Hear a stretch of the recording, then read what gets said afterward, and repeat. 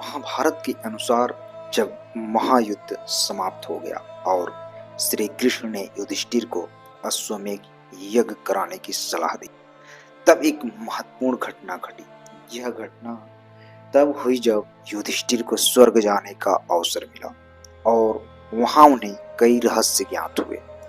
इन रहस्यों को जानने के लिए वीडियो को अंत तक देखेंगे। कर्ण की आत्मा पांडव से मिलने कब और कैसे आई थी? युद्ध के दौरान कर्ण की मृत्यु अर्जुन के हाथों हुई थी।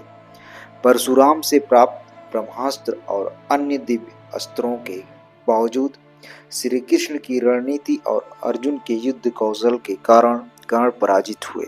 उनकी मृत्यु के बाद उनकी आत्मा स्वर्ग में चली गई। जब युधिष्ठिर और पांडव स्वर्ग पहुंचे तो उन्होंने वहां अपने सभी परिजनों को देखा, लेकिन कर्ण को कोई नहीं पाया।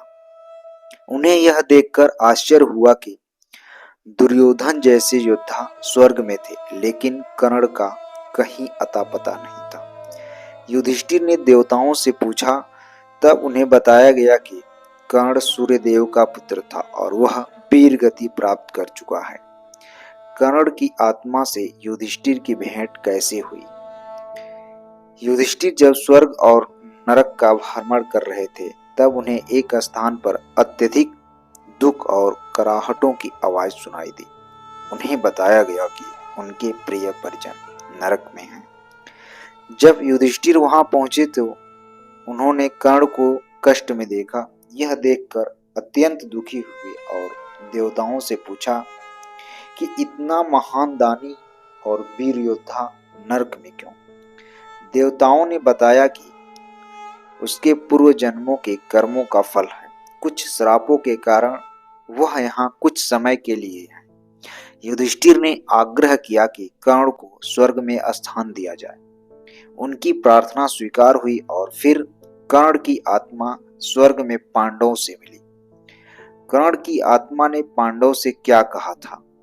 जब कर्ण की आत्मा युधिष्ठिर और पांडव से मिली तो उसने प्रेम पूर्वक बात की और बताया कि वह अपने जीवन में केवल अपने कर्तव्यों का पालन कर रहा था। उसने अपनी मां कुंती को माफ कर दिया और कहा कि उसने हमेशा धर्म के मार्ग पर चलने की कोशिश की।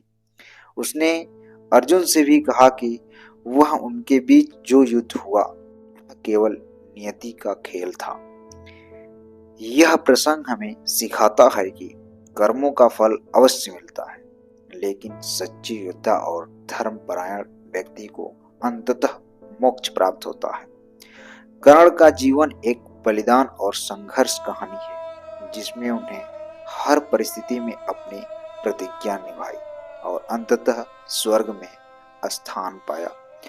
अगर दोस्तों यह जानकारी आप लोगों को अच्छी लगी तो प्लीज हमारे चैनल को सब्सक्राइब कर लेंगे, बेल आइकन प्रेस कर लेंगे।